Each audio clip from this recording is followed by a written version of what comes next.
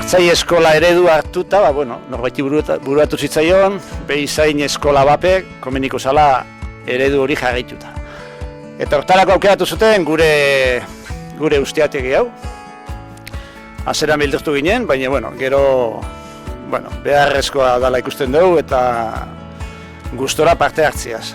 Aukera bat egon daiteke baserritik gatozenak geroz eta gutxiago geanez, kaletik etorri daitekena eta ingurua gustatzen zaionak ere ezagutu dezala mundu hau eta etorkizunean jarraitu baldin badezake eta sartu baldin baiteke mundu hontan askoz hobeto. Kalitatezko formakuntza bat benetan jakinduria dagoen lekuan lagunduko digula bi gauzetan.